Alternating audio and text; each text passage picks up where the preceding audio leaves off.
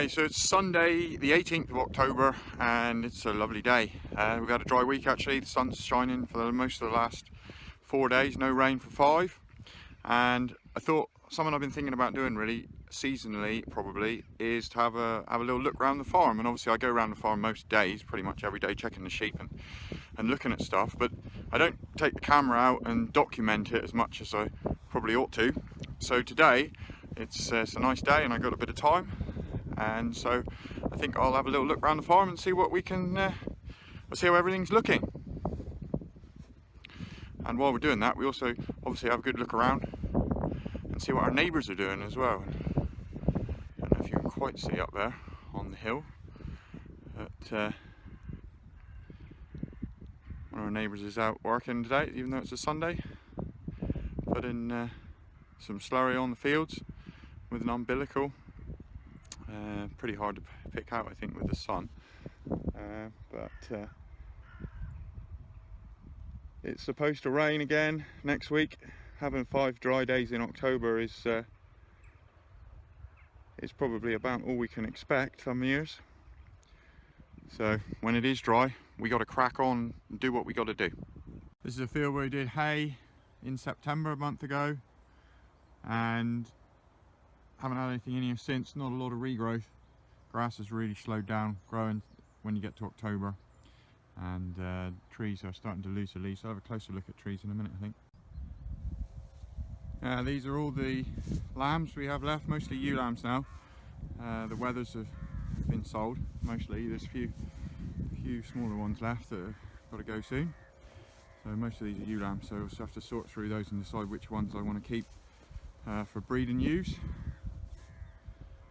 They're enjoying the sunshine. It's getting warm. It must be 13 degrees. I might have to take my jumper off. So most of my ewes are down lower side of the pond, and I'm just trying to sneak up on the pond here a little bit because there's been ducks here every day, and I'm going to move the ewes tomorrow. It's been dry here, so they stayed down here a bit longer probably than they would have done if it had been wet. It does get wet down this bit, but yes, there's ducks. So they're not very, well, they're very wary of people, probably because they usually get shot at, but there we go. 5 ducks. Off they go. There's been 5 here most days.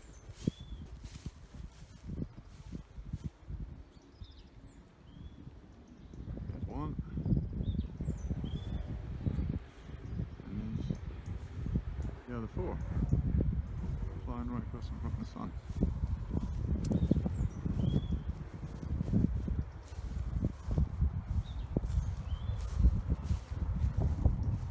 So the ewes are having a good time here, pulling out all the dry grass around the lower side of the pond.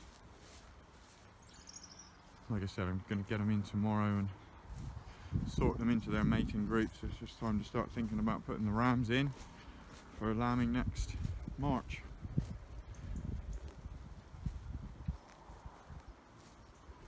But they're having a great time down here. All this cover to squeeze into, with it being dry as well.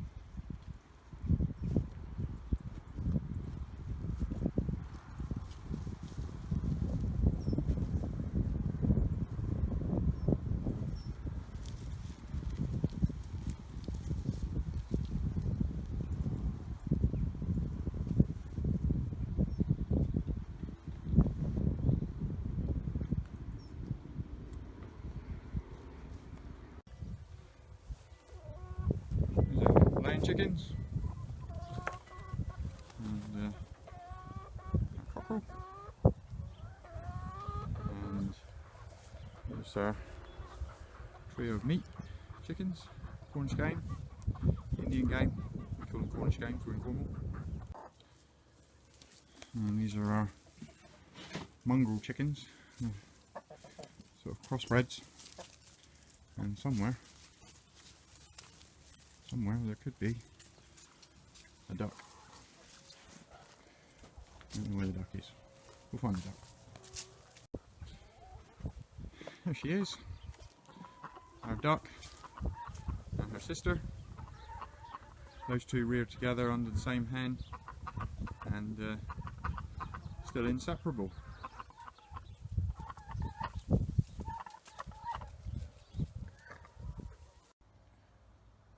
So a very quick look in the polytunnel. There's my tomatoes, the ones that I put up with 2 strings, still standing. Don't look at the rest, the strings collapsed on them, they dropped down, they've all got blight, but still getting loads of tomatoes off of them. Runner beans still going. Must have been getting beans off of these for 3 or 4 months now, just off these plants. Pumpkins. I think the ones outside have grown just as big as those actually, so didn't need to take up the space for the pumpkins. The cherry tomatoes in the barrel have been giving us great crops as well. Late sweet corn, pretty good cobs we've had off of those. Chilies, been doing well. And baby corn, and then there's aubergines. They've had quite a few aubergines off of them. And the other little things there, Chinese gooseberries, they're pretty good. And then these are, I think there's 5 tomato plants here that I just stuffed a few shoots in. I haven't done anything to them at all, just to see what would happen, and obviously they've grown, but didn't have time to string them up, or didn't string them up. So that's that, that's the polytunnel. So bees are having some fun today. Bringing in a little bit of pollen, not doing a lot. They haven't really been flying that much, even though it's been a dry week. It's been windy as well, so the bees have been out flying a bit, but they haven't been having as much fun as they are today.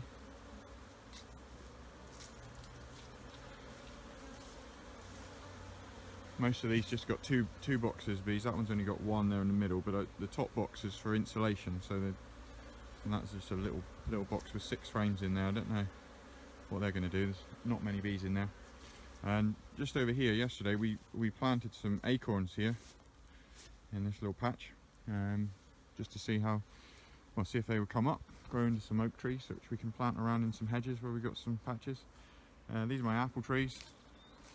Picked all the apples now this week. Actually I picked them off the trees, been picking them off the ground for a while. Apart from this tree, this is an eaten apple tree, and these seem to be hanging on pretty good, and they're quite tasty apples as well. And the miscanthus, wind's blown it over now, closing it out, but pretty big crop there. This was my my best tree for cider apples, the Camelot, and all the apples are gone now, but we had about 10 gallons of juice from this tree, and from a couple of cooking apple trees that one there that I just topped it up with.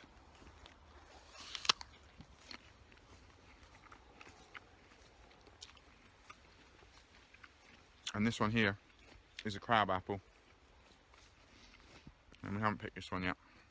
They're tiny little crab apples on there. I think we'll make some jam or something out of those. So let's have a look at some hedgerow trees as well. You can see the hazel are starting to get ready for next spring. Hawthorn, berries absolutely loaded this year, hawthorns, and the blackthorns, sloes, well, there's a few about. They're not looking the best, and blackberries this year were not good either. Loads of flowers on the blackberries, but I think it was just a wet August, and it didn't come all that well, and all the leaves holding on to the hedgerow trees pretty well. The ashes have lost a lot of leaves already, and I'm a bit concerned about dieback on some of them. We haven't really seen dieback before in the ash trees here, and I'm not sure if we have this year or not. I don't know if this is a sign of it. I'll have to look and check it up. This is one of the trees I've been a bit concerned about. A few ash trees have lost leaves on half of the trees, and the rest look okay. So I think we might have, I think we might have got it really in a few, so we'll see how that goes. All the oak trees are looking really good, and we've got some elms here as well. This is our woodland, part of the woodland, and so we've got quite a few ash trees here, and birch. They're looking pretty good, the birch, and most of the ash trees out here are looking good as well. There's one there that's completely lost all its leaves, that one, and then the one next to it, that's an ash tree as well. All those leaves up there, they're all ash trees, so there's a big difference between this ash tree and that ash tree. And then it's a birch. All these around here are birch. And then there's more ash trees there with no leaves on at all.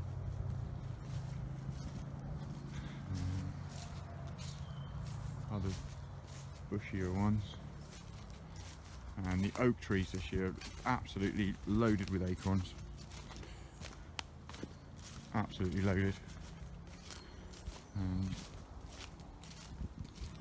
down here on the floor, we picked up some acorns from here yesterday. But there's absolutely everywhere. You can't put your foot down. It's like they're dropping on me now. But there's just acorns everywhere from these big oak trees. Couple of interesting things here. Here's some damage done by a deer, rubbing its antlers on this little willow branch, and that's quite high. That's quite high. It's probably reaching up to about 5.5 feet. That bit there, and then just here we've got a limb split on an oak tree. Really big oak tree, that one. That's got to be 20 feet in the air that limb has come from, and the tree probably goes up 30-40 feet. But there we go, so I'll have to deal with that one in the winter. So this is the combat games area, and the sheep did come in here in late spring, sort of May time, but in the grass we've got loads and loads of young oak trees growing here everywhere, and there's no oak tree immediately nearby here, probably a few hundred yards or 100 yards away, probably is the nearest one. So must have been, I assume, squirrels. There's loads of oak trees coming up everywhere, and normally the sheep would eat them down, and I think the sheep did take the leaves off of them, but they recovered again, and obviously not been many people running around here this summer. We haven't been very busy because of the lockdown and everything else, rules of meeting people, but we've got just those oak trees there are probably 2 years old, and these ones here, I noticed these last spring and winter, and this little patch here, I would say 3 years old, so we're going to have to probably dig these up and plant them in hedges somewhere, because they're too close to each other there, and also they're probably in the way a little bit. And the nearest oak tree is probably there, that big one there. So there's a horse chestnut tree, so nice one, nice big shape to that one. I took down an elm next to it, because ash dieback is a new disease which we haven't really seen before, but this elm has succumbed to what we call Dutch elm disease, and that's probably been going around for 30 or 40 years here, and before I was born apparently we had some huge elm trees all up and down the hedges here, and they all went to this Dutch elm disease, but this one's definitely gone to it, and we're going to it, and I have to cut it down. We're going to use the stump to put some mushrooms in later, and these elms next to it are about as big as they get before they succumb to the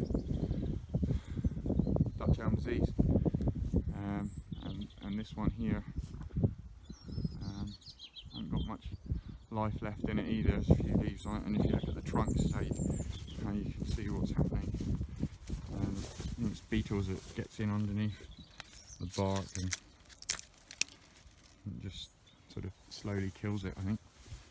so that one's gonna come down as well. We've got quite a few other elms around the farm, but these ones here are all looking healthy. I keep thinking when they get to a certain size, maybe that one's going to be the one that is survives it, but haven't seen any survivors yet. Once they get to that sort of size, trunks about sort of 8-10 inches across, they seem to get caught by it. Okay, so this is a big ash tree which still has all its leaves. This is a big one on the corner of a hedge. All its leaves still there, looks healthy. Yeah, so this ash tree absolutely loaded with seeds. Lost most of its leaves, and I don't think this one's diseased. We'll find out, I guess, next year. But I've never seen that many seed pods on an ash tree before. This is our entire hay crop that I didn't sell anyway, sold all the rest. So 4 round bales of hay, that's all I got.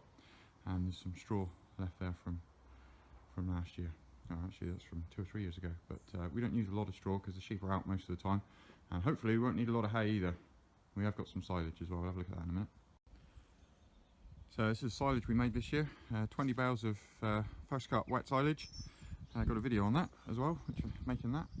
And here are another 20 bales, and this was sort of dry haylage. It's almost hay. We tried to make it hay, but the rain was forecast, so we got the wrapper, and you can see those bales look bigger. They're actually the same size, they just haven't shrunk down because it's really dry. This is a pile of compost.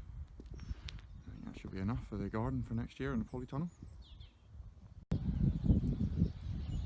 These are my sunflowers, obviously all finished and dried up. Lovely, got to see the bees really love these, and the birds are going for them now. But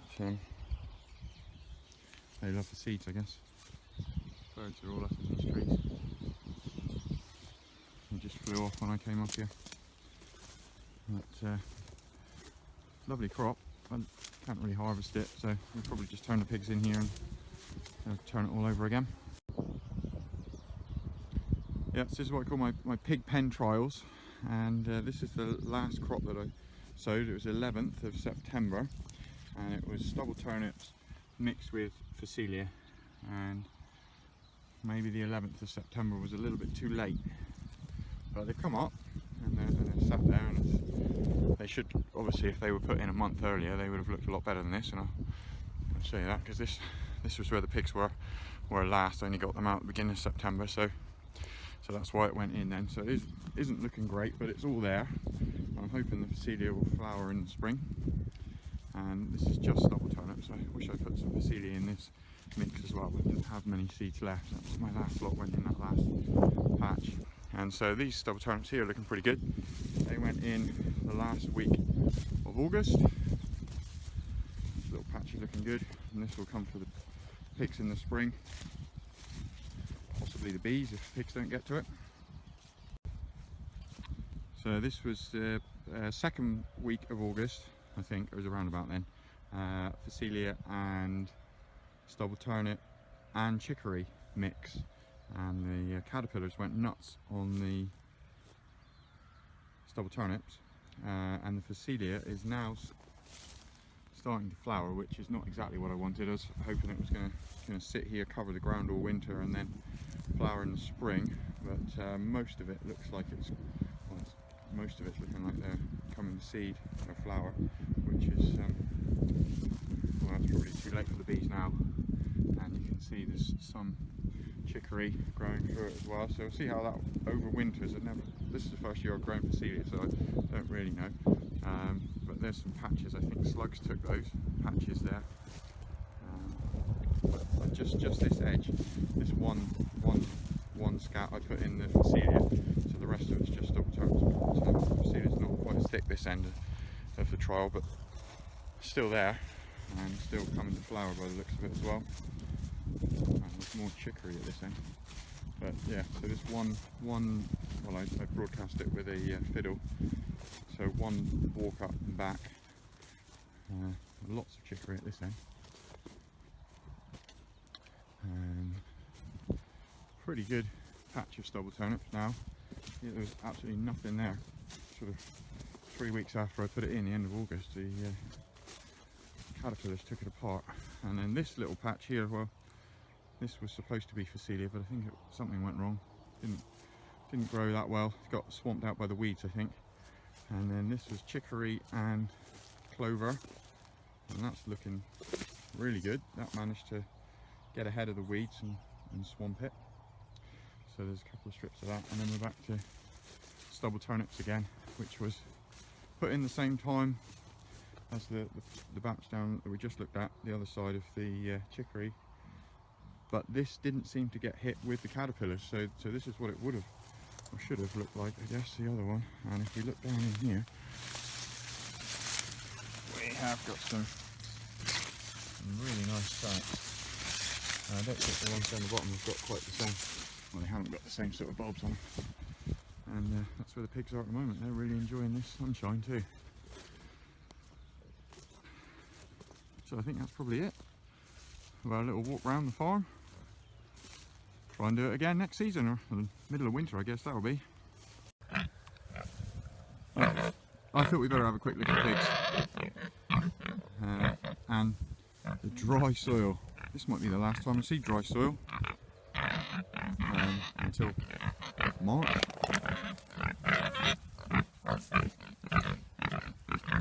Give them a little strip every day of grass, and this is what they turn it into, and then it's ready for me to sow into something again. Give them a little bit. You already have a little bit today, but there we go. Won't hurt them to have a bit more. Why are you feeding us twice today, Dan?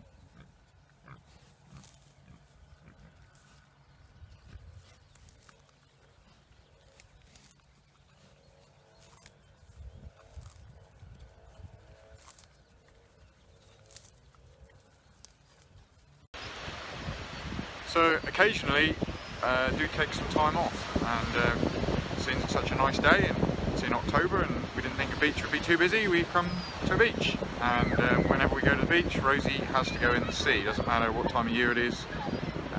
There she is. So it's October, people in the sea, all got wetsuits on. Spot the farm girl.